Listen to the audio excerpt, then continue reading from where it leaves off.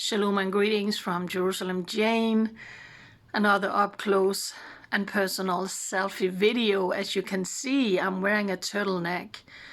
And it is because when I woke up in the middle of the night, it started pouring down. Crazy thunder and lightning still ongoing here in Israel with massive, massive floodings. In many places, people have had to be rescued out of their vehicles. It's always like that. We don't get a lot of rain in the Holy Land, and then when it arrives, it is pouring down.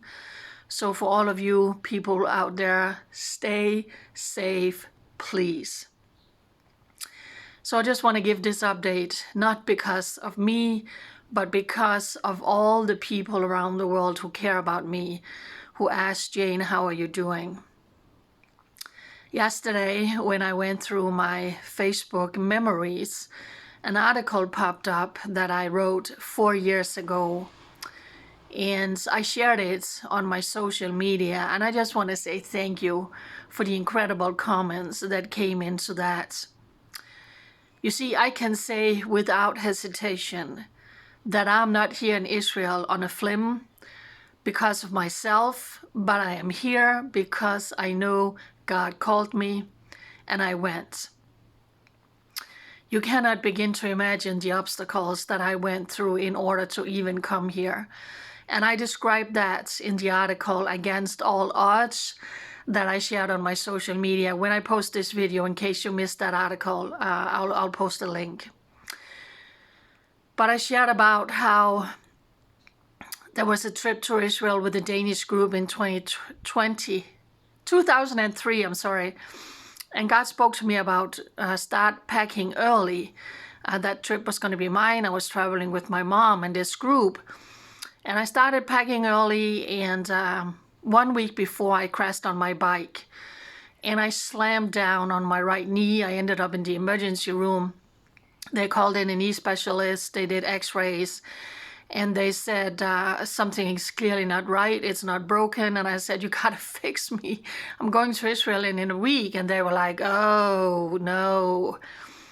So I got a brace and crutches. And I had to go to my mom's house and rest. And she had to finish up packing. And I was deciding, am I going to Israel? Am I not going to Israel? But I knew God had told me that trip would be mine. So I went. And it was grueling, excruciating, painful. We were in a beautiful kibbutz hotel to the Sea of Galilee, and I couldn't walk. For the first 2 or 3 days, it was horrendously painful. But the people in the group heard about my situation. They started praying for me, putting hands on my knee, and every day it felt better. And by a divine miracle, I walked on that trip. You can read the whole testimony in that article. It was extraordinary. I came back to Denmark. My grandfather had went into a coma. He was my hero. I didn't get a chance to meet him after I returned from Israel before he passed away. And the following week, I was back in the hospital. And I had surgery. And I remember waking up in the recovery room, and the doctor came in, and he says there were meniscus injury, ligament, and all. You're a young lady, but you have a very injured knee. Tell me you didn't travel to Israel. You're not supposed to be able to walk. And I said I did. It was a great testimony. On another trip here to Israel, I got severe sunburns in my face. That's why I'm so swollen here. And I had excruciating laser treatment for a year until I said, I can't do this anymore. It's too painful. So despite knee injuries in both of my knees, surgery in both of my knees, and with this pain, the burns in my face, God still called me to Israel. And I said, you can't. Why are you sending me with all of these injuries? Read the article. I'm explaining a lot.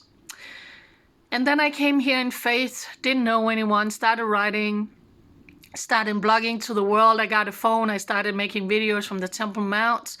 I was threatened by the Waqf on the Temple Mount. They kicked me off.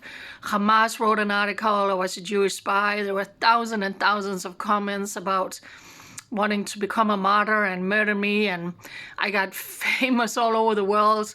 And through all of this, I have just continued to do what I'm doing now, sharing to you from my heart, speaking to a phone. What a journey it has been. What a privilege it has been. Right now, I'm in a small Airbnb outside Jerusalem. Within a week, I was told to pack up and move due to some legal issues in the apartment, but honestly, I was not treated nice and fair in that apartment, so I'm actually glad I'm out of it. So after being here for 12 years, I'm at a place right now where God is bringing tremendous amount of healing from all the trauma that I've been through, of threats coming to me, of the injury and accidents I've had in this country and in Denmark, and of course all the terrorism, because all of a sudden I realized why I'm here. I'm here to comfort my people. I'm here to share about terrorism and terror attack. And I have done that to the best of my ability as a single woman, not with a strong husband or children or anyone. You know, people are telling me, we follow you and we follow this person and this person. And all the people you say you follow, they are all Israelis. They're all men with families and children and strong wives and a foundation and you know, organizations and co-workers. I don't have any of it. I'm just me doing my little thing. And it's tough, and God took me out of a bad apartment, and now I'm resting here, and I'm so grateful for this little room. I have everything I need. I went shopping to the little grocery store yesterday. I knew the rain was coming.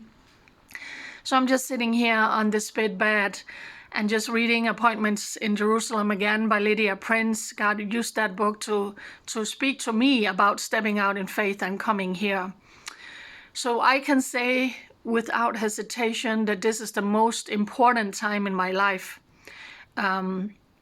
Just seeking God, getting all of this healing from all of the trauma that I carry from sharing about all of these terror attacks. And then came October 7. And closing old chapters, old wounds and trauma, and just say, Lord, do you have more for me as Jerusalem Jane?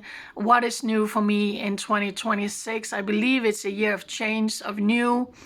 And I have spoken about this podcast that I would like to do, which I believe would be a tremendous blessing to the Jewish people in Israel. But again, I need sponsors, I need donors. I have nothing except I can offer me and my hands and my feet and my mouth as tools and a platform to reach the world, because I have all of you followers around the world. So would you continue to pray for me as I'm in this very, very defining moment of my life moving forward here in Israel? And again, I want to say this is not about me, but this is about me producing the best content to all of you around the world, and for the Jewish people to have someone who continue to speak up for them and give a platform. There are so many people I want to interview, police officers, Holocaust survivors, survivors from the Nova Music Festival, all the young women who is now alone with their children because their husband was killed as a soldier defending the Jewish homeland, speaking to children, speaking to teenagers. I have a press pass. I want to interview the Prime Minister, the Defense Minister, Israeli diplomats. I have so many plans, but again, without donors, without sponsorships, it's not happening because I'm just me. So as I'm sitting here outside Jerusalem with the rain coming down, just sitting on this big bed. There was a young guy here yesterday to see this apartment, a student. I think he want to rent it when I leave. I think he would actually like to get it as soon as possible. And I said, it's an amazing bed. I sleep like a queen. You'll be sleeping like a king. So I'm seeking the Lord, saying, Lord, you need to open the right doors, the right connection, the right people. Where's my new home that I need to find in December? Where is the home you have chosen? I need to start having some good landlords and being treated fair here in Jerusalem, or let's see if my home is back in Jerusalem. And again, I am looking for partners, for donors, for me to enter 2026 being set up in a home and with a podcast studio so I can produce incredible content for Israel and as a blessing to the Jewish people. So go read the article where I'm sharing more about all the things that I have been through in order to even be here. God has been faithful and he has been good to me. And like I said, I'm in a defining moment right now for what's next and who wants to get behind me and support me. Be the hands supporting my hands, speaking out of Israel. I love you. I'm so grateful for each and every one of you. And I can say honestly, I would not be here in the Holy Land if it wasn't for your love, your encouragement, support, and prayers. God bless you.